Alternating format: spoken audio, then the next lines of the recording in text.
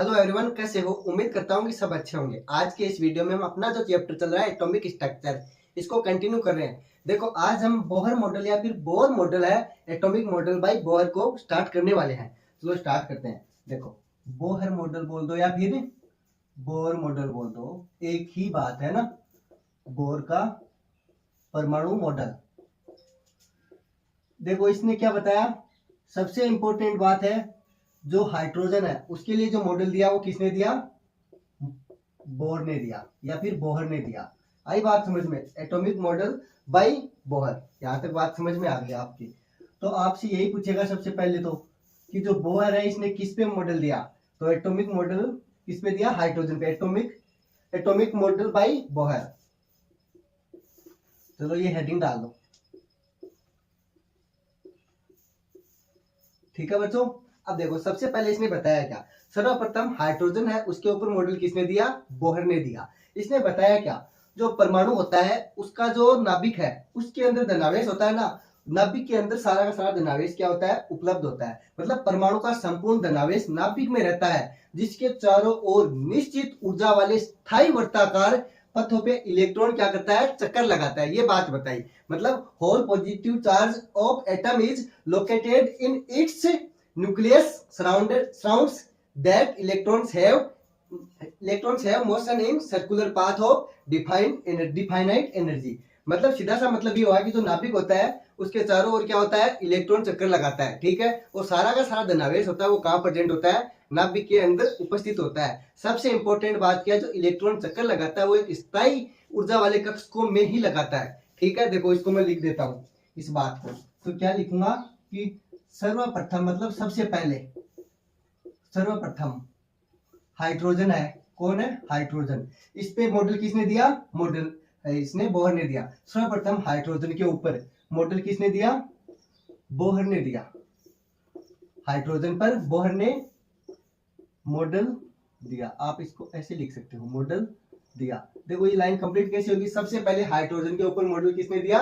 Bohr ने दिया। आई बात समझ में? और इसने क्या बताया? बोहर ने बताया कि जो परमाणु का संपूर्ण धनावेश है वो नाभिक में रहता है। ये बात तो पहले भी बता दी थी रदरफोर्ड ने भी, लेकिन इससे आगे इसने क्या जोड़ दिया कि इसके चारों जो इलेक्ट्रॉन चक्कर लगाता है वो किसमें लगाता है? स्थायी ऊर्जा वाली कक्षकों में चक्कर लगाता है। तो ये इंपॉर्टेंट बात हो जाती है। तो यहाँ लिखो, देखो क्या लिखो, परमाणु का संपूर्ण धनावेश। देखो, आज पूरा लिख रहा हूं, एकदम अच्छे से नोट्स बनाओ। परमाणु का संपूर्ण धनावेश। कौन सा धनावेश? संपूर्ण धनावेश। इसमें ऐसे लिख दो, संपूर्ण धनावेश किसमें रहता है? परमाणु का संपूर्ण धनावेश नाभिक में स्थित होता है, नाभिक में रहता है। नाभिक मतलब क्या होता है बच्चों? न्यूक्लियस नाभिक में होता है। यहां तक आपकी बात समझ में आ गई?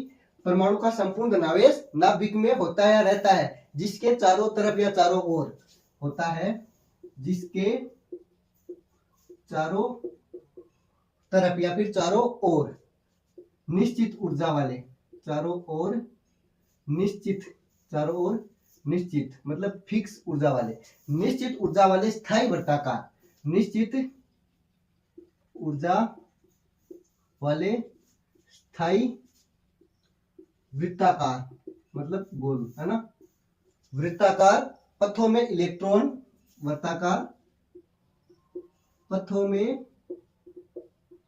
इलेक्ट्रॉन चक्कर लगाते हैं। इसको आप इंग्लिश में क्या बोल दोगे? इलेक्ट्रॉन चक्कर लगाते हैं। देखो, इंग्लिश में क्या बोल दोगे? Whole positive charge of atom is located in its nucleus surrounds that electrons have motion in circular paths of definite energy. आगे बात समझ में? तो आप ये भी लिख सकते हो। यहां तक समझ में आया? आप स्क्रीनशॉट ले सकते हो। फिर आगे चलते हैं। सबसे इंपॉर्टेंट बात बस इसने यही बताई कि जो ये इलेक्ट्रॉन होता है ये किस में चक्कर लगाता है? स्थायी कक्षा वाले, स्थायी वर्ताकार कक्षा, स्थायी वर्ताकार कक्षा किसमें? निश्चित ऊर्जा वाले स्थायी वर्ताकार कक्षा, ठीक है। यहां तक समझ में आ गया होगा ना? स्थायी वर्ताकार, अच्छा कक्षा नहीं लिखा गया, पथ लिख दो या कक्षा लिख दो ना। वर्ताकार पथों में, पथों पर, है ना, ठीक है। आगे बात समझ में? यहां तक आपकी समझ में आ गया होगा। अच्छा, पथों में इधर लिख दिया ना, हाँ एक ही बात है। कक्षा बोल दो, पथ बोल दो, उसमें क्या करता है? चक्कर लगाता है। यहां तक समझ में आया? चले आगे। हाँ, अब देखो आगे चलें। तो ये जो निश्चित ऊर्जा वाले वर्ताकार पथ है वो क्या क्या हो सकते हैं? कक्षा हो सकती है जिसको हम इंग्लिश में ऑर्बिट बोल देते हैं, कोष या फिर सेल या फिर ऊर्जा स्तर जो एनर्जी लेवल हो गए, ये भी बता दूं। तो ये ऊर्जाकार जो ये ऊर्जा ऊर्जा वाले कक्ष होते हैं ना, वर्ताकार पथ, ये कौन कौन से हो सकते हैं? देखो वर्ताकार पथ कौन कौन से हो सकते हैं? कक्षा हो सकती है, ये क्वेश्चन पूछता है आपसे, वर्ताकार पथ। इसको इंग्लिश में क्या बोल देते हो आप? Circular paths. क्या हो गए? Circular paths. कौन कौन से हैं? देखो कौन कौन से हो गए? एक तो कक्षा हो सकती है, कौन सी? कक्षा। कक्षा को आप इंग्लिश में क्या बोल देते हो? ऑर्बिट। ऑर्बिट होता है। दूसरा क्या हो सकता है? कोष हो सकता है, जिसको आप सेल बोलते हो। क्या होता है? सेल। और तीसरा क्या हो गया? एनर्जी लेवल या ऊर्जा स्तर। यहां तक आपकी बात समझ में आ गई है ना? इसको क्या बोल देते हो? Energy level. ठीक है। अब देखो इंपॉर्टेंट बात मैं आपको समझाऊं। जैसे कि ये कोई न्यूक्लियस है। क्या है? न्यूक्लियस है। न्यूक्लियस के अंदर होता है क्या? प्रोटॉन और न्यूट्रॉन होते हैं क्या? ठीक है, फिर इतना पता है तो फिर मान लो सब पता है आपको। ये एक कक्षा हो गई, ये दूसरी कक्षा हो गई, ये अगली कक्षा हो गई, तीसरी, है ना? इसको मैं इरेज कर देता हूँ। इरेज कर दूं या फिर चला लोगे काम?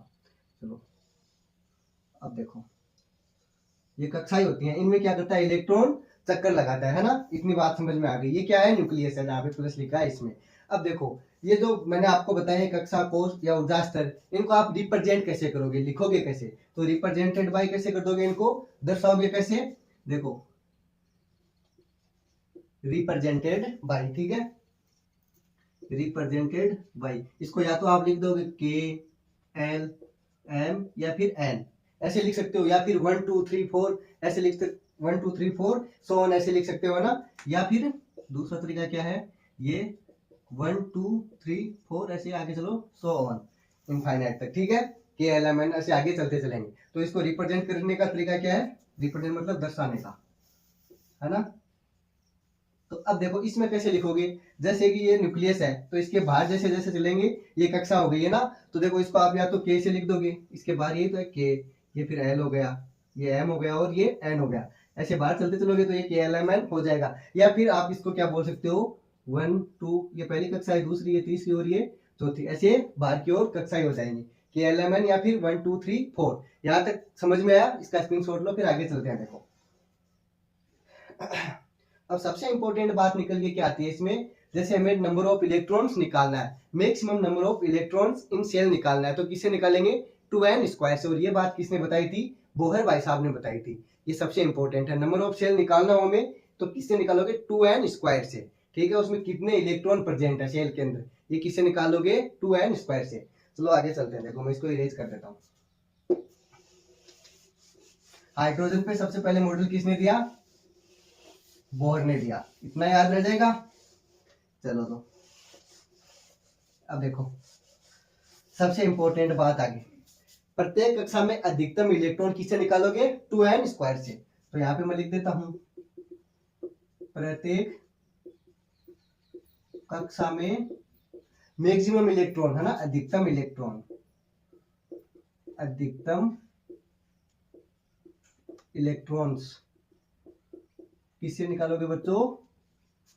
2n स्क्वायर से, है ना? Maximum number of electron in shell 2n square. तो यहाँ पे मैं लिख देता हूं, maximum number of electrons, number of electrons in shell किससे निकालोगे? 2n स्क्वायर से। ठीक है, एक ही बात है ना? अब देखो n क्या है यहाँ पे? कक्षा की संख्या, है ना? ये मैंने आपको पहले ही बता दिया। n इक्वल क्या हो गया? कक्षा की संख्या। ये मैंने आपको ऑलरेडी बता दिया है ना? Number of shells. आधी बात समझ में आई? अब एक बात बताओ, जैसे के में कितनी के एल एम एन कक्षा है अपने, ऐसे उसमें नंबर ऑफ इलेक्ट्रॉन्स 1 2 3 4 हो जाते हैं, जैसा कि मैंने आपको यहाँ पे बताया। के में कितने इलेक्ट्रॉन है? 1, एल में कितने हैं? 2, इसमें एम में 3, एन में 4। तो ये कक्षा हो गई और इसमें नंबर ऑफ इलेक्ट्रॉन्स हो गए, है ना? कक्षा की संख्या हो गई, सॉरी।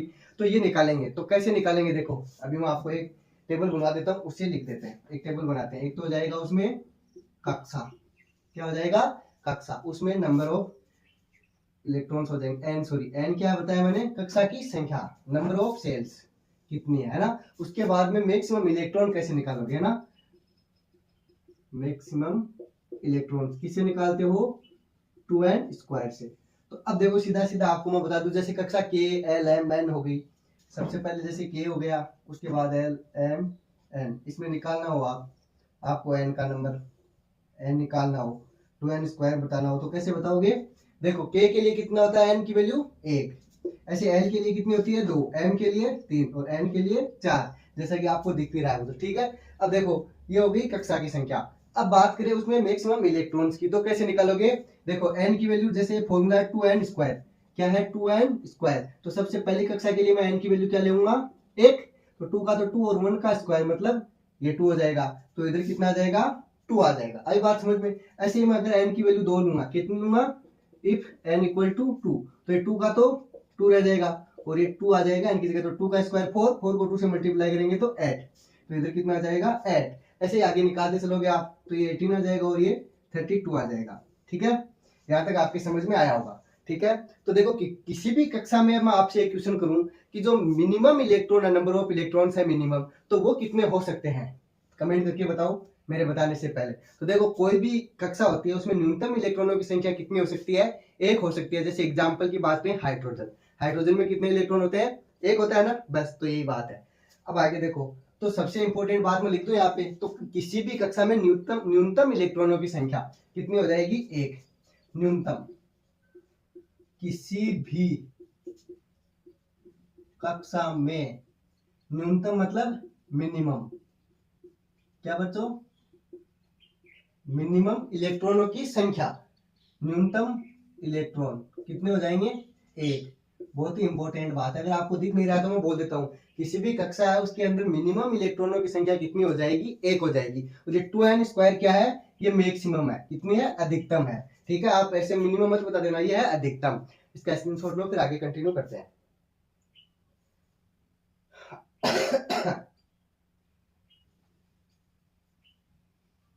हो गया कंप्लीट, चलो आगे चलते हैं। तो देखो ये जैसे जैसे आगे चल रहे हैं आपको पीछे की सारी बातें याद रहनी चाहिए, ऐसा नहीं है कि मैं आगे चलता जाऊं और आप बोलते जाओ, अगर ऐसा हो गया तो बिल्कुल भी समझ में नहीं आएगा। तो रोज क्या करोगे, आने से पहले रिवीजन करके आओगे, पीछे की क्लास में जो भी पढ़ाया उसका, अगर ऐसे रिवीजन करके आओगे तो आराम से आपका सिलेक्शन हो जाएगा। जैसे आज जाते ही कक्षा पूरी होती है क्लास, उसके बाद में पढ़ लिया, फिर जैसे रात को सोते टाइम एक बार पढ़ लिया, और उसके बाद कल जब आओ वापस तो क्लास लेने से पहले उसका रिवीजन कर लिया, तो इतना पढ़ लोगे तो आपके एग्जाम तक याद आराम से रह जाएगा। देखो अब मैं आपको बताऊं एक बात, जैसे कोई न्यूक्लियस है, क्या है, न्यूक्लियस है, उसमें इलेक्ट्रॉन्स है, क्या है, इलेक्ट्रॉन है, जैसे कोई चक्कर लगा रहा है, सपोज कि वो इलेक्ट्रॉन इस सेल में है, कौन सी में, इसमें, और वो इधर चला जाएगा बाहर। देखो आपको एक चीज समझ में आ जाए, बाहर कब जाता है इलेक्ट्रॉन एक सेल से दूसरी सेल में, ऊपर मतलब हायर लेवल में, जब उसको एनर्जी हम देंगे, अगर देंगे तो क्या होगा, इस कक्षा को लोअर वाले को छोड़ के बाहर वाले में चला जाएगा, मतलब ये ऊर्जा का क्या करेगा, अवशोषण करेगा, एब्जॉर्प्शन करेगा। ये बात समझ में आ गई। अगर दूसरी बात समझाऊं मैं आपको कि ये न्यूक्लियस है, एक इलेक्ट्रॉन है, वो ऐसे क्या है कि बाहर वाली कक्षा में इसमें इस सेल में है, ठीक है, और वो क्या करता है अंदर की साइड आ जाता है, इसमें आ जाता है। इसमें कब आएगा, जब ऊर्जा का क्या करेगा, ये उत्सर्जन करेगा, इमिटेशन करेगा, इमिशन करेगा, मतलब ऊर्जा को बाहर निकालेगा, तभी तो लोअर लेवल में आएगा हायर से। तो ये ऊर्जा का उत्सर्जन और अवशोषण आपकी समझ में आ गया होगा। कब होता है, जब उच्च ऊर्जा जो मतलब उच्च कक्षा में होता है और निम्न में आता है, तो क्या करता है वो ऊर्जा का अवशोषण करता, उसका क्या करता है, उत्सर्जन करता है, इमिशन करता है। लेकिन निम्न कक्षा से जब उसको उच्च ऊर्जा कक्षा स्तर में जाना हो तो क्या करेगा, वो ऊर्जा का सॉरी क्या करेगा, एब्जॉर्प्शन करेगा या फिर अवशोषण करेगा। ठीक है, यहाँ तक बात समझ में आ गई है ना, सॉरी, हाँ ठीक है। देखो तो मैं आपको क्या लिखा दूं, जब ये यहाँ से जा रहा है यहाँ, तो क्या कर रहा है, ये ऊर्जा का अवशोषण कर रहा है, तो ये बोल दूं मैं observation of absorption of energy, ऊर्जा का क्या कर रहा है, अवशोषण। इतनी बात समझ में आ गई। तो इस इंग्लिश में क्या बोल देंगे, एब्जॉर्प्शन ऑफ एनर्जी।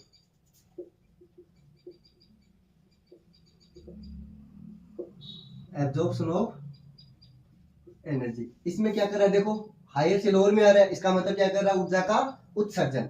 तो मैं क्या लिख दूंगा, ऊर्जा का उत्सर्जन, मतलब इमिशन ऑफ एनर्जी। ये बात इंपॉर्टेंट आ गई अपने क्वेश्चनों में, आपके बहुत काम में आने वाली है। यहाँ तक बात समझ में आ गई। अब देखो ये एक ऊर्जा स्तर था, सॉरी ये कौन सा था, उच्च ऊर्जा स्तर, और ये क्या था, निम्न ऊर्जा स्तर। तो इससे बाहर जा रहा था, एक से अंदर आ रहा था। यहाँ तक आपके बात समझ में आ गई होगी, ठीक है। लोअर एनर्जी लेवल और हायर एनर्जी लेवल, तो इसमें लोअर एनर्जी लेवल कौन सा हो जाएगा, बताओ आप, जैसे मैंने बता भी दिया है।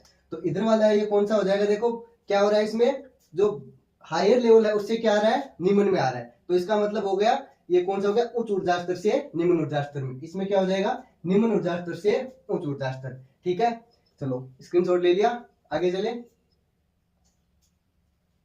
कौन सा किस में ज्यादा समझ में आ गया, एक बार फिर से बता दूं, बहुत कंफ्यूजन रहता है यहाँ पे। यदि उच्च ऊर्जा स्तर वाला इलेक्ट्रॉन मतलब निम्न ऊर्जा वाले स्तर में जाता है तो ऊर्जा का क्या करता है, वो उत्सर्जन करता है। यहाँ तक बात समझ में आ गई। उच्च वाला क्या करता है, जब निम्न में जाता है तो उत्सर्जन करता है। लेकिन यदि निम्न ऊर्जा स्तर वाला, कौन सा, ये निम्न ऊर्जा स्तर वाला, जब इलेक्ट्रॉन उच्च ऊर्जा वाले में जाता है तो क्या करता है, ऊर्जा का अवशोषण करता है, एब्जॉर्प्शन करता है। ये बात है, ठीक है। चलो आगे कंटिन्यू करते हैं। यहाँ तक आपके समझ में आ गया होगा, है ना। चलो देखो आगे। अब एक बात बताओ, अब विकेंद्रीय बल और अपकेंद्रीय बल आपने नाम सुना है क्या, नहीं सुना है, देखो अभी बता देता हूँ। एक तो होता है नाभिक, क्या होता है, नाभिक होता है नहीं होता, इसके चारों ओर इलेक्ट्रॉन क्या करते हैं, चक्कर लगाते हैं, है ना। तो ऐसे मानो कि जो ये इलेक्ट्रॉन है इधर चक्कर लगा रहा है इसमें, इन कक्षाओं में, तो क्या करेगा, जैसे हम कभी छोटे थे मतलब बचपन में, तो रस्सी से बांध के, जैसे कोई पत्थर होता था उसको बांध के ऐसे घुमाते थे, तो क्या होता, वो पत्थर से घूमता, लेकिन उसको एक तो बाहर की तरफ खींचता बल और एक अपनी तरफ खींचता, वो रस्सी तनी हुई रहती थी। तो उसका रीजन यही था, जो बाहर की ओर बल लग रहा था उसको तो हम अपकेंद्रीय बल बोल देते हैं, जिसको बाहर की ओर खींचता है। लेकिन एक ऐसा बल था जो अंदर की ओर खींच रहा है, उसको हम क्या बोल देते थे, आपके अभिकेंद्रीय बल। अभी मतलब पास में आना, तो अपनी ओर खींचना, उसको बोल देते थे अभिकेंद्रीय बल। अपकेंद्रीय मतलब बाहर की ओर, और अभिकेंद्रीय मतलब अंदर की ओर। अब देखो यहाँ पे समझो इस बात को, ये एकदम गोल है मेरी, मतलब इसकी तरह नहीं है। अब देखो एक बल जो बाहर की ओर खींच रहा है इसको, ऐसे इधर, उसको क्या बोल दोगे, अपकेंद्रीय बल। क्या बोल दोगे बच्चों, अपकेंद्रीय बल। इसका यूज क्या मैं बताऊंगा आपको। ये इलेक्ट्रॉन इसके अंदर क्यों नहीं आता, नाभिक के अंदर क्यों नहीं पड़ता है ना, तो ये होता है बाहर की ओर। इतना आपसे ये क्वेश्चन पूछेगा अपकेंद्रीय बल किधर लगता है, तो क्या बोलोगे, बाहर की ओर बल लगेगा, है ना, बाहर की ओर। ऐसे ही एक लगेगा अंदर की ओर, कौन सी साइड, अंदर की साइड में लगेगा। जितना बाहर लग रहा है उतना का उतना क्या लग रहा है, अंदर की साइड लग रहा है। ये दोनों बल क्या होते हैं, इक्वल होते हैं, इसीलिए ये नाभिक में नहीं गिरता। आई बात समझ में। तो ये जो अंदर की ओर लग रहा है ये वाला बल वापस खींच रहा है इसको, इसको बोल देते हैं नाभिक की ओर लगने वाला बल। तो देखो विकेंद्रीय बल का ही दूसरा नाम क्या है, विद्युत आकर्षण बल, जो किसकी ओर लग रहा है, नाभिक की ओर लग रहा है। तो इसी का दूसरा नाम जो विकेंद्रीय बल है, इसी को क्या बोल देते हैं, विद्युत आकर्षण बल, जो नाभिक की ओर लगता है। इंपॉर्टेंट टर्म है ये, इसको क्या बोल देते हो, विद्युत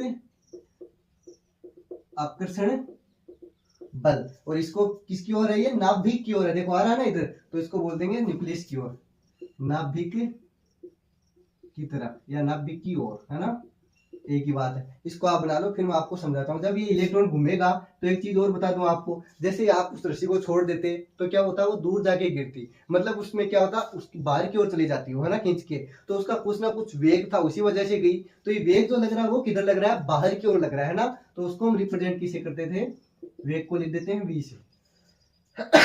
सॉरी फॉर दैट। दूसरी इंपॉर्टेंट बात, यहाँ से लेके यहाँ तक रस्सी है, तो इसकी जो रेडियस होती है, त्रिज्या, उसको आप किससे लिख देते हो बच्चों, r से। r मीन्स रेडियस मतलब त्रिज्या। और ये जो नाभिक है इसमें इलेक्ट्रॉन क्या है, इसको क्या मान लिया, मतलब बोहर ने Ze, क्या है इसमें, Ze। यहाँ तक समझ में आ गया। और ये E क्या है, इलेक्ट्रॉन। यहाँ तक अगर समझ में आ गया तो आपको कोई दिक्कत ही नहीं है। स्क्रीनशॉट ले लो छोटा सा, फिर आगे चलते हैं। ठीक है, अब देखो आपको मैं बताता हूँ, सिर्फ आपको सुनना है। क्या करना है, सुनना है। इसमें कोई इलेक्ट्रॉन, एक इलेक्ट्रॉन है ना, इसका कुछ ना कुछ द्रव्यमान होगा, उस द्रव्यमान को हम क्या मान लेते हैं, m। तो एक तो इलेक्ट्रॉन है, ये हमने ले लिया इलेक्ट्रॉन, आई बात समझ में। उसका द्रव्यमान क्या मान लिया, m मान लिया। ठीक है, यहाँ तक समझ में आ गई। और उस इलेक्ट्रॉन पे चार्ज है, उसको क्या मान लिया हमने, Ze। ठीक है, ई आवेश युक्त इलेक्ट्रॉन Ze है, वो क्या कर रहा है, नाभिक है, उसके चारों ओर क्या लगा रहा है, चक्कर लगा रहा है r वृत्ताकार त्रिज्या वाले वृत्त के चारों ओर, है ना। इतनी बात समझ में आ गई। चलो लिख देता हूँ, आपके याद नहीं रहेगी। देखो यहाँ लिख देता हूँ, माना m द्रव्यमान, यहाँ लिख देते हैं, देखो माना स्मॉल m ले लेते हैं, क्या माना स्मॉल m द्रव्यमान तथा द्रव्यमान मतलब मास होता है। क्या होता है बच्चों? मास होता है। तो माना m द्रव्यमान तथा इलेक्ट्रॉन आवेश, इलेक्ट्रॉन आवेश युक्त इलेक्ट्रॉन जेडी, आवेश युक्त इलेक्ट्रॉन, ये रहा कौन सा, ये रहा जेडी युक्त नाभिक के चारों ओर, है ना, ये रहा जेडी, जेडी युक्त नाभिक के चारों ओर, है ना, जेडी युक्त नाभिक के चारों ओर, नाभिक मतलब न्यूक्लियस, नाभिक के चारों ओर क्या करता है, आर त्रिज्या वाले वर्ताकार, वर्ताकार के ऊपर क्या लगाता है, चक्कर लगाता है, वर्ताकार भाग में क्या करता है, पथ पर चक्कर लगाता है। ठीक है, हाँ, तो चारों ओर क्या हो गया, इसके चक्कर लगाता है, नाभिक के चारों ओर आर त्रिज्या वाले, त्रिज्या, त्रिज्या मतलब रेडियस, त्रिज्या को इंग्लिश में क्या बोल देते हैं, रेडियस बोल देते हैं। तो रेडियस वाले वर्ताकार पथ पर, चलो जल्दी जल्दी लिख देता हूं, वाले वृत्ताकार मतलब गोलाकार, वृत्ताकार पथ पर चक्कर लगाता है, राउंड लगाता है ना, चक्कर लगाता है। यहां तक बात समझ में आ गई। तो मैंने क्या बताया आपको, जो नाभिक है उसकी ओर कार्यरत बल को मैंने क्या नाम दे दिया, विद्युत आकर्षण बल, और जो बाहर की ओर कार्यरत बल है उसको क्या नाम दे दिया मैंने, अपकेंद्रीय बल। यहां तक समझ में आ गई बात। अब देखो सबसे इंपॉर्टेंट कहानी यहाँ से स्टार्ट होती है।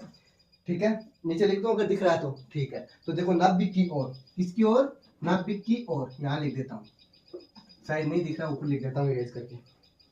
ठीक है, देखो यहाँ से मैं इरेज कर रहा हूँ, है ना, तो थोड़ा सा इधर से कर देंगे। हाँ, तो नाभिक की ओर कार्यरत बल,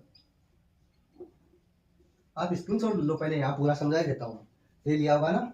चलो देखो, अब मैं यहाँ से समझा देता हूँ आपको आगे कंटिन्यू, ये आपकी याद रहना चाहिए जो मैंने अभी तक बताया ना, ये सारा का सारा।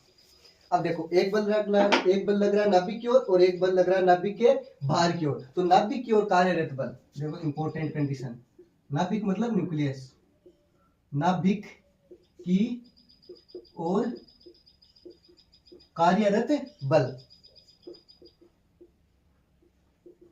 नाभिक की ओर कार्यरत बल कौन सा बताया ना, विद्युत आकर्षण बल बताया था ना मैंने अभी, बस ये नाम याद रहना चाहिए, विद्युत आकर्षण बल।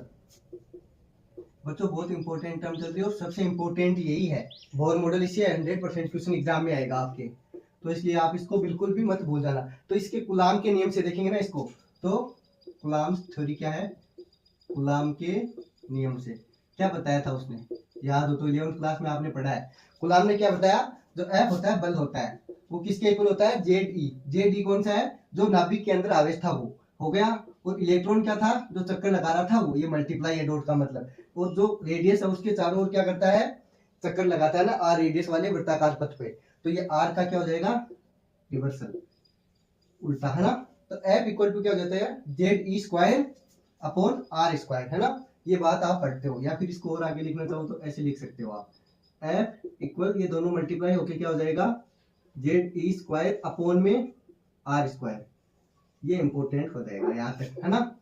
ये तो क्या हो गया, नाभिक की ओर कार्यरत बल। एक दूसरा था बाहर की ओर कार्यरत बल, जिसको हमने क्या नाम दिया था, अपकेंद्रीय बल।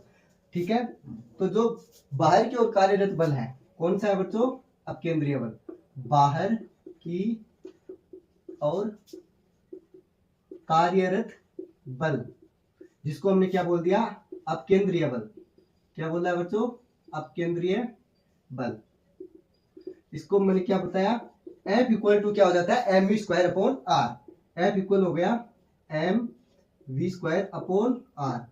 ये दोनों चीज आ गई अपने पास में, अगर ये आ गई तो आगे अपने इक्वेशन बन जाएगी एकदम इजी से। स्क्रीनशॉट ले लो, फिर आगे चले। देखो अब देखो, विद्युत आकर्षण बल और अपकेंद्रीय बल, मैंने आपको भी बताया जस्ट पीछे कि दोनों क्या होते हैं, एक दूसरे के इक्वल। इसी वजह से वो क्या होता है, न्यूक्लियस में नहीं जाता, नहीं जाता ना न्यूक्लियस में। अगर ये इक्वल नहीं होता तो वो लास्ट में क्या होता, इलेक्ट्रॉन है वो चक्कर लगाते लगाते या तो इलेक्ट्रॉन के अंदर चला, उसके नाभिक के अंदर चला जाता, या फिर उसको छोड़ के बाहर चला जाता ऑर्बिटल से ही। लेकिन ये क्या होते हैं, दोनों इक्वल होते हैं। अभिकेंद्रीय बल, सॉरी हाँ, अभिकेंद्रीय बल और अपकेंद्रीय बल दोनों क्या होते हैं, इक्वल होते हैं। तो क्या हो गया यहाँ पे, विद्युत आकर्षण बल और अपकेंद्रीय बल एक दूसरे के क्या हो गए, इक्वल। बस यही इक्वेशन लगा के यहाँ पे करना है अपने को। तो देखो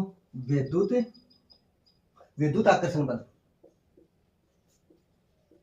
विद्युत आकर्षण बल किसके इक्वल है, अपकेंद्रीय बल के। बस अपना काम हो गया, इतना ही था। अब केंद्रीय बल, देखो दोनों एफ इक्वल टू एफ क्या कर देंगे, दोनों को इक्वल कर देंगे। तो इसकी वैल्यू तो क्या है, z e square upon r square equal में इधर क्या है, m v square upon r. देखो एक आर से तो आर कैंसिल हो जाएगा, ठीक है। उसके बाद में क्या हो जाएगा, देखो एम वी स्क्वायर बच जाएगा इधर अकेला, तो उसकी वैल्यू क्या आ जाएगी, यही लिख देते हैं। देखो एम वी स्क्वायर इक्वल में क्या आ जाएगा, देखो एम वी स्क्वायर बच गया, इधर बच गया z e square upon r. क्या बच गया बच्चों, z e square upon r. ये अपने आ गया एम वी स्क्वायर की वैल्यू। ये देखो क्या आ गया, बोहर है उसके द्वारा जो मॉडल, बोहर मॉडल है उसकी प्रथम अभिग्रहित आ गई, मतलब first postulate of Bohr's model आ गई। यहाँ लिख देता हूं मैं, देखो ये क्या हो गया, दिख रहा है ना आपको, बोहर मॉडल का प्रथम अभिग्रहित ये आ गया। लिख देता हूं मैं, बोहर मॉडल द्वारा, बोहर मॉडल द्वारा प्रथम अभिग्रहित, प्रथम अभिग्रहित फर्स्ट पोस्टुलेट हो गई है ना, first postulate of Bohr's model, first postulates of Bohr's model, Bohr's, शायद आपको दिख रहा होगा ना। यहां तक बात समझ में आ गई। अब देखो आगे लिखते हैं, इसको नोट कर लो फिर आगे चलते हैं। हाँ, तो बोहर ने आगे क्या बताया वो चीज मैं आपको बता देता हूँ, अगर लिख लिया हो तो आगे चले। आप चाहो तो इसको इक्वेशन फर्स्ट भी नाम देख सकते हो। कौन सी को, इसको, ये फर्स्ट इक्वेशन आ गई, इक्वेशन फर्स्ट, स्क्रीनशॉट ले लिया, आगे चले कंटिन्यू। हाँ आगे देखो, बहुत इंपॉर्टेंट है ये, बोहर्स का मॉडल है ये। इस इक्वेशन आपके एग्जाम में डायरेक्ट आएगा फॉर्मूले के अंदर, ये रेडियस निकालेगा उसके अकॉर्डिंग डायरेक्ट क्वेश्चन पूछता है एग्जाम में, सीधा का सीधा। तो आपको बिल्कुल भी ऐसे सोचना नहीं है, वो जो मैं आपको लास्ट में बताऊंगा क्वेश्चन उसी से आना है। ये सिर्फ आपको समझाने के लिए है कि कैसे क्या था, बाकी डायरेक्ट फॉर्मूले लिखाने होते हैं यहाँ पे, फिर भी मैं आपको समझा दे रहा हूँ। अब देखो आगे चलते हो, तो बोहर उसके अनुसार इलेक्ट्रॉन क्या करता है, उन्हीं कक्षाओं में चक्कर लगाता है जिनका कोणीय संवेग मतलब एंगुलर मोमेंटम है वो h/2 या फिर NH/2 है, उसका पूर्ण गुणज हो। क्या समझ में आया, देखो बोहर है उसने क्या बताया, इलेक्ट्रॉन उन्हीं कक्षाओं में चक्कर लगाते हैं जो कोणीय संवेग मतलब एंगुलर मोमेंटम उसके h/2 का पूर्ण गुणज हो। पूर्ण गुणज का मतलब क्या हो गया, जैसे n की वैल्यू 1 2 3 4 ऐसे होगी, ऐसे नहीं होगी कि 1/2 3/2 या 5/3, ऐसा कुछ नहीं होगा, पूरी कक्षा होगी। n की वैल्यू क्या लेंगे, पूर्ण गुणज मतलब 1 2 3 4 ऐसे। तो मैं लिखा देता हूं आपको, यहाँ देखो सबसे इंपॉर्टेंट बात, बोहर के अनुसार,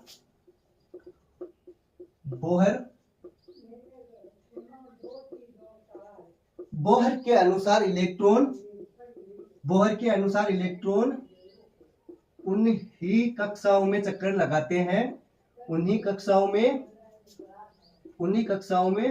चक्कर लगाते हैं। कौन सी कक्षाओं में, उन्हीं कक्षाओं में चक्कर लगाते हैं जिनका कोणीय संवेग एंगुलर मोमेंटम, जिनका कोणीय संवेग, कोणीय संवेग मतलब एंगुलर मोमेंटम क्या होगा, NH/2 का पूर्ण गुणज हो ना, h/2, h क्या प्लैंक कांस्टेंट है क्या, h/2 का, या और NH/2 का क्या हो, या फिर NH/2 का पूर्ण गुणज हो। पूर्ण गुणज होने का मतलब क्या होता है, n की वैल्यू क्या है इसमें 1 2 3 4 5 ऐसे सोन है ना, ऐसे है। यहां तक समझ में आ गई। आगे देखो चलो, तो कोणीय संवेग क्या होता है, MVR होता है क्या, चलो लिखते हैं देखो। हाँ, तो कोणीय संवेग कितना होता है, h/2 का पूर्ण गुणज या फिर NH/2 का पूर्ण गुणज। तो लिख दूं मैं यहाँ पे, कोणीय संवेग मतलब एंगुलर मोमेंटम कितना हो जाएगा, इसके NH/2 के या फिर h/2 का पूर्ण गुणज। ये बात लिख दूं मैं, h/2 लिख दूं या फिर NH/2 का, और एक ही बात है 2 का पूर्ण गुणज हो, मतलब n की वैल्यू क्या हो जाएगी 1 2 3 4 ऐसे। सीधी सीधी बात समझ में आ गई आपके, n इक्वल क्या हो जाएगा 1 2 3 4 5 ऐसे सो ऑन आगे चलती जाएगी। ऐसे नहीं होगा कि हाफ हो जाए 3/4 हो जाए, ऐसा कुछ नहीं होने वाला। ठीक है, तो ये क्या हो जाएगा, कोणीय संवेग क्या होता है mvr, तो ये क्या हो जाएगा कोणीय संवेग मतलब इसका mvr हो जाएगा और इक्वल में nh/2 हो जाएगा, nh/2। अब देखो यहाँ पे आ गई जो बोर है उसका मॉडल, जो बोर का मॉडल है उसकी सेकंड अभिग्रहित आ गई। कौन सी आ गई, सेकंड पोस्टुलेट आ गई। तो बोर मॉडल का सेकंड अभिग्रहित क्या हो जाएगा, ये हो जाएगा। इसको आप इक्वेशन सेकंड भी नाम दे सकते हो। ठीक है, मैं फिर आगे चल के दे दो, एक स्टेप और लिख देता हूँ। इसी को क्या बोल दिया मॉडल ने, सेकंड अभिग्रहित। ठीक है, मैं लिख देता हूँ बोहर का सेकंड, ये क्या है, सेकंड अभिग्रहित मतलब सेकंड पोस्टुलेट हो गई है ना, सेकंड पोस्टुलेट ऑफ बोहर। ठीक है, यहां तक समझ में आ गई होगी आपके बात। अब अगर मैं यहाँ से v की वैल्यू निकालूं, किसकी वैल्यू निकाल दूं, v की, तो ये सारे उधर भेज दो, बाकी सब ऐसा का ऐसा रह जाएगा। देखो ये NH अपनी जगह रहेगा, कोई फर्क नहीं है इसमें, NH सॉरी है ना, NH अपनी जगह रहेगा। लेकिन ये देखो 2 पाई है, इसमें भी कोई चेंज आएगा क्या, नहीं आएगा। आया कौन है इधर, m और r, तो इसको लिख दो m और r, इसको दे दो आप सेकंड इक्वेशन। क्या नाम दे दो, सेकंड इक्वेशन। अब आप सबको पता है इसमें m क्या है, इलेक्ट्रॉन का द्रव्यमान, v क्या है, इलेक्ट्रॉन का इलेक्ट्रॉन का वेग, r क्या है, कक्षा की त्रिज्या, उसके बाद में n क्या है, कक्षाओं की संख्या, नंबर ऑफ सेल्स है ना, सेल। उसके बाद में h क्या है, प्लांक कांस्टेंट या प्लांक स्थिरांक, इसकी वैल्यू क्या होती है 6.625 इंटू 10⁻34 जूल। ठीक है, यहाँ तक समझ में आ गया। देखो मैं लिख देता हूँ आपको सब कुछ यहाँ पे बता देता हूँ।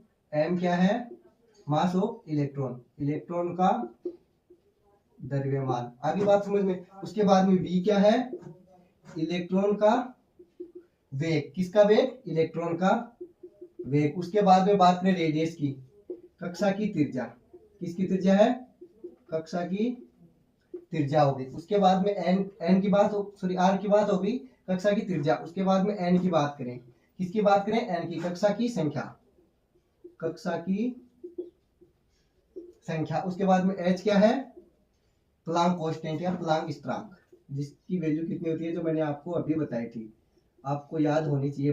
हालांकि आपको ये दे देगा क्वेश्चन में भी, 6.625 इंटू 10⁻34 है JS। ठीक है, यहाँ तक आपकी समझ में आ गया होगा। इसका स्क्रीनशॉट लो, फिर आगे चलते हैं। देखो ठीक है, ले लिया स्क्रीनशॉट। अब मैंने आपको बता ही दिया, इसकी वैल्यू हो गई।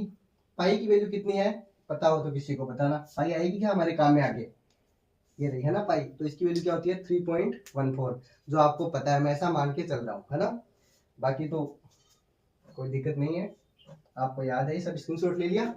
हाँ, अब देखो इलेक्ट्रॉन कौन सी कक्षाओं में चक्कर लगाता है, बताना कमेंट करके, वीडियो को पॉज करके। अभी मैंने जस्ट इरेज की है, इलेक्ट्रॉन सिर्फ उन्हीं कक्षाओं में चक्कर लगाता है जो किसका पूर्ण गुणज हो, NH/2πr का। अगली बात समझ में, बहुत ही इंपॉर्टेंट लाइन है। अब देखो ये सॉरी मैंने दोनों इक्वेशन इरेज कर दी, लेकिन मैं बता दूंगा। अब क्या करेंगे, समीकरण 1 है उसमें समीकरण 2 है, उससे क्या करेंगे, v का मान रख देंगे। समीकरण 1 है उसके अंदर किसका मान रख देंगे, समीकरण 2 से v का मान रख देंगे। ठीक है, उसके बाद हमारे पास में किसकी वैल्यू आ जाएगी, r की वैल्यू आ जाएगी। तो देखो लिख देते हैं, अभी वो समीकरण आपके पास में तो है, तो मैं यहाँ लिख देता हूँ। देखो समीकरण कौन सी में, 1 में, समीकरण 1 में समीकरण 2 से किसका मान रखना है, v का मान, जो भी हमने निकाला था लास्ट में, 2 से v का मान रखते हैं, या रखने पर क्या आ जाएगा बच्चों। देखो समीकरण 1 क्या थी, वो आपको mvr इक्वल लिखी हुई थी ना, उसमें रख देते हैं। तो m का तो m, ऐसा का ऐसा आ जाएगा, NH भी ऐसा आ जाएगा। लेकिन 2 पाई mr, ये तो था ऐसा, 2 पाई mr, ऊपर क्या हो जाएगा, स्क्वायर आ जाएगा। आगे वैल्यू यहाँ तक। उसके बाद इक्वल में क्या था, Z² वो तो सेम ही था, Z²/r। यहाँ तक अगर बात समझ में आ गई तो आगे चलते हैं। देखो ये r है इधर, और इधर क्या है, r², है, तो मैं इसको डायरेक्ट कट कर दूं यहाँ से। चलो आगे वाली स्टेप में कर देता हूँ, यहाँ पे दिक्कत हो जाएगी डायरेक्ट करूंगा तो। अब आगे चलो, देखो आगे चलते हैं। तो ये देखो यह क्या हो जाएगा, m तो क्या रहेगा, m का m रहेगा, क्या रहेगा, m का तो m रहेगा, mi, n का स्क्वायर ये भी एच का स्क्वायर हो जाएगा। ठीक है बच्चों, 2 का स्क्वायर कितना हो जाएगा 4, यहाँ भी पाई का स्क्वायर भी हो जाएगा, एम का स्क्वायर और आर का स्क्वायर। देखो एकदम इजी है, किया कुछ भी नहीं है, सिर्फ स्क्वायर कर दिया, और इधर जेड स्क्वायर अपॉन आर, ये सेम टू सेम रहेगा।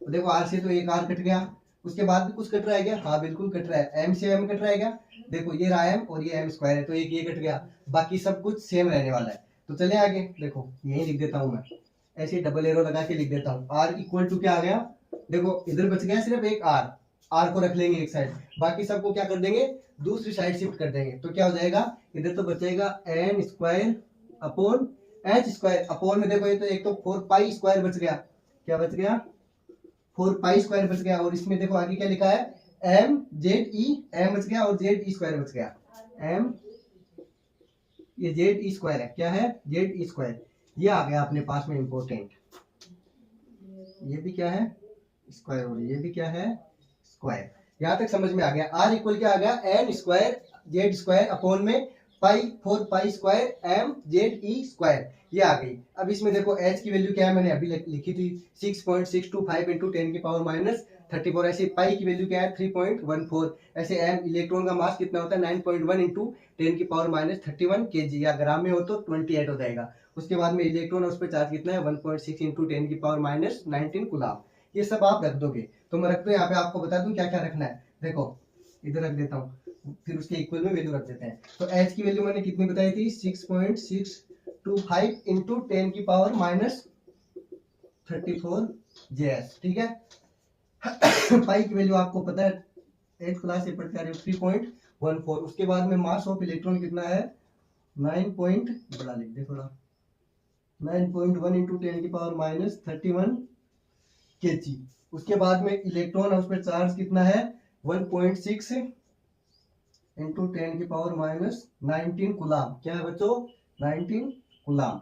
ये सब हम इसमें क्या रख देंगे वैल्यू को रख देंगे, वैल्यू को पुट कर देंगे इधर, तो क्या आ जाएगा मान रखने पे, ये देखो आपने बहुत बार पढ़ा आर इक्वल टू हो जाएगा 0.529, अगर आप देखो इसको एंगस्ट्रॉन में रखोगे तो सीधा एंगस्ट्रॉन रख के अपॉन में एन स्क्वायर अपॉन एस रख देंगे, लेकिन अगर आप मीटर में रखना चाहोगे तो देखो एक 1 एंगस्ट्रॉन इक्वल टू होता है माइनस 10 की पावर माइनस 10 होता है, यहाँ तक समझ में आ गया। और बाकी क्या हो जाएगा एन स्क्वायर अपॉन में देखो पूरा आ जाएगा, यहाँ तक एन स्क्वायर अपॉन में क्या आ जाएगा एच आ जाएगा, क्या आ जाएगा एच, ये हो जाएगा मीटर, क्या है बच्चों मीटर, समझ में आई बात। दूसरा क्या लिख सकते हो आप, इसको सीधा सीधा ऐसे लिख सकते हो 0.529 n square upon h angstrom, क्या है ये एंगस्ट्रॉन, अगर मीटर को चेंज कर दोगे तो ये आ जाएगा। यहाँ तक समझ में आ गया होगा आपके, स्क्रीनशॉट लो फिर आगे चलते हैं। देखो 1 एंगस्ट्रॉन इक्वल 10 की पावर माइनस 10 मीटर होता है ना, बस यही बात है और कुछ भी नहीं है। अब करते हैं कुछ छोटे छोटे क्वेश्चन, फिर देखो कंप्लीट करते हैं चैप्टर को। यहाँ तक आ गया, अब आपके इंपॉर्टेंट यही है, सीधा या तो इस पे क्वेश्चन पूछेगा और ये पूछेगा कि जो बोर है उसने आर की वैल्यू क्या रखी थी, मतलब आर का मान क्या निकाला था, कौन सा फॉर्मूला, तो ये पूछेगा यहाँ से। तो सबसे इंपॉर्टेंट एक तो ये हो गया, और ये तो इंपॉर्टेंट है ही है, डायरेक्ट एग्जाम में पूछता है तीनों चीज। सबसे इंपॉर्टेंट ये और उसके बाद में ये, ठीक है। अब इरेज कर देता हूँ, चलो आगे। अब हम करेंगे कुछ क्वेश्चन, क्या करेंगे क्वेश्चन करेंगे, क्वेश्चन तो आप कर दोगे, सिर्फ वैल्यू रखनी है, मुझे पता है। देखो सबसे पहले मैं आपको बोलूंगी, जैसे एक क्वेश्चन देता हूँ आपको मैं, He+2 है, हीलियम +2 है, इसके जो बोहर है उसकी दूसरी कक्षा में उपस्थित, जैसे दूसरी कक्षा उसकी त्रिज्या निकालो रेडियस, तो क्या हो जाएगा, ये क्वेश्चन है He+2 में, देखो दिख रहा है ना, ये ऊपर है, He+2 में बोहर की द्वितीय कक्षा की त्रिज्या ज्ञात करो, बोहर की द्वितीय कक्षा मतलब सेकंड कक्षा, उसकी त्रिज्या निकालो, द्वितीय कक्षा की त्रिज्या, त्रिज्या मीन्स रेडियस निकालो। तो आप क्या कैसे निकालोगे, देखो आपको पता चल गया द्वितीय कक्षा है, सेकंड क्लास है, इसका मतलब एन की वैल्यू क्या हो गई 2 हो गई, सीधा सीधा पता चल गया, इसमें रख देंगे इसके अंदर डायरेक्ट, एन की वैल्यू कितनी हो गई 2 हो गई, और हमारे डायरेक्ट आंसर आ जाएगा। तो सोल्यूशन कर देते हैं, देखो एकदम छोटा सा हो जाएगा। आर इक्वल टू फॉर्मूला क्या होता है, बार बार लिखोगे 529 n square upon h, angstrom है आगे वो लिख देंगे लास्ट में, फॉर्मूला में हमें याद है या फिर मीटर में लिखोगे तो वैसे लिख दोगे। तो देखो डायरेक्ट क्या लिख दोगे 0.529 इंटू, अब देखो n की वैल्यू कितनी है 2, तो 2 का स्क्वायर कितना हो जाएगा 4, तो स्क्वायर ऑफ 2 इक्वल में h की वैल्यू कितनी है, जैसे कि हमने अभी आपको बताया था 6.625, वो वाली वैल्यू रख दोगे। तो सॉरी h नहीं z है, क्या है बच्चों यहाँ पे z है, मैंने गलती से लिख दिया क्या, हाँ z है, क्या है इधर भी z है ना, क्या है बच्चों z। तो z की वैल्यू कितनी आ जाएगी, इसके अंदर हीलियम है, उसका परमाणु क्रमांक कितना होता है, 1 होता है 2 होता है, कितना होता है 2, तो सीधा सीधा रख दो इसकी वैल्यू 2, तो एक स्क्वायर से ये कट जाएगा, बाकी बच जाएगा, तो सीधा सीधा आंसर कितना आ जाएगा 1 इसको जब आप सोल्व करोगे ना 1.058 एंगस्ट्रॉन हो जाएगा, कितना हो जाएगा 1.058 एंगस्ट्रॉन हो जाएगा। ये मिस्टेक हो गई थी, यहाँ पे मैंने जेड लिख दिया, सॉरी एस लिख दिया था बाय मिस्टेक, ये क्या है जेड है। यहाँ तक समझ में आई बात, चलो स्क्रीनशॉट लो फिर आगे चलते हैं। अगर मीटर में निकालना हो तो आप मीटर में भी निकाल दोगे ना। चलो अगला क्वेश्चन करते हैं, बहुत इजी क्वेश्चन आएगा, डायरेक्ट इस फॉर्मूले के ऊपर ही आएगा और कुछ नहीं। देखो अगला क्वेश्चन जैसे मैं आपको दूं, लिथियम +2 उसकी तृतीय बोर कक्षा की त्रिज्या निकालनी है, किसकी Li+2 है, कौन है लिथियम +2 है, इसके लिए कौन सी तृतीय बोर कक्षा की त्रिज्या, डायरेक्ट लिख रहा हूं मैं तृतीय बोहर कक्षा की त्रिज्या मतलब रेडियस निकालो आप। तो देखो n की वैल्यू क्या हो जाएगी, तृतीय कक्षा की बात कर रहा है ना, तृतीय कक्षा किसकी बात कर रहा है, कक्षा, मतलब n की वैल्यू क्या हो जाएगी 3 हो जाएगी, तो n की वैल्यू 3 रख देंगे, बाकी डायरेक्ट इस फॉर्मूले के अंदर रख देंगे। z मतलब z की वैल्यू कितनी होती है लिथियम के अंदर 3, हाइड्रोजन हीलियम लिथियम 3 नंबर पे आता है, तो इसका z क्या हो गया एटॉमिक नंबर 3 हो गया, ठीक है। तो r इक्वल टू, बाकी सब कुछ सेम टू सेम है, 0.529 इंटू n की वैल्यू क्या है n स्क्वायर की, n क्या है 3, तो स्क्वायर ऑफ 3 मतलब 9 लिख दो, और अपोन में भी क्या है 3, z की वैल्यू 3, तो ये 3 से 3 कैंसिल आउट हो जाएगा, और सीधा डायरेक्ट आंसर कितना आ जाएगा, आप मल्टीप्लाई करोगे तो एंगस्ट्रॉन 1.587 एंगस्ट्रॉन। यहाँ तक समझ में आ गया, चलो इसका स्क्रीनशॉट लो, आगे करते हैं फिर क्वेश्चन, आज का लास्ट क्वेश्चन करते हैं। अब देखो एकदम सिंपल सा क्वेश्चन आएगा, बस आपको तो याद रखना है कि क्या है क्या नहीं है, फॉर्मूला याद रहना चाहिए बस। देखो कोई भी परमाणु है, कोई भी परमाणु, ये इंपॉर्टेंट क्वेश्चन है, क्या है ये इंपॉर्टेंट क्वेश्चन है, लिख लो किसी परमाणु में, देखो इस बार ऐसे नहीं दिया हीलियम लिथियम ऐसे नाम नहीं दिया किसी परमाणु में, किसी परमाणु में 5वीं बोहर कक्षा का, किसी परमाणु में 5वीं बोहर कक्षा का कोणीय संवेग, कितना बच्चों क्या निकालना है, कोणीय संवेग, कोणीय संवेग मतलब एंगुलर मोमेंटम, क्या है एंगुलर मोमेंटम निकालो, कितना निकालोगे, देखो आपको याद होगा कोणीय संवेग वाला फॉर्मूला mur इक्वल nh/2π, तो देखो डायरेक्ट लग जाएगा कोणीय संवेग, एंगुलर मोमेंटम क्या है उसके इक्वल क्या है nh/2π। अब कोणीय संवेग मतलब mur की वैल्यू रख देंगे, और डायरेक्ट पूछा क्या कोणीय संवेग ही पूछा है ना, तो कोणीय संवेग इक्वल n की वैल्यू कितनी है इसमें 5 है, तो एकदम सीधा हो जाएगा 5 का तो 5, h है तो h अपोन में 2π, तो ये क्या हो जाएगा इसका आंसर हो जाएगा mur इक्वल, या फिर एंगुलर मोमेंटम मतलब am, एंगुलर मोमेंटम मतलब am, कोणीय संवेग ये का, ठीक है। यहाँ तक आपको समझ में आया होगा, कल इसको कंटिन्यू करते हैं, आप पढ़ते रहो, एकदम अच्छे से तैयारी करो, जो भी मैं पढ़ा रहा हूँ उसको अभी पढ़ो, उसके बाद कल सुबह उठ के पढ़ना, और जब क्लास लेने आओ दोबारा तो उससे पहले रिवीजन करके आना, आपको एग्जाम तक याद रह जाएगा आराम से। सो मिलते हैं जल्दी एक और वीडियो में, तब तक पढ़ते रहो, मस्त रहो, thank you, thanks for watching.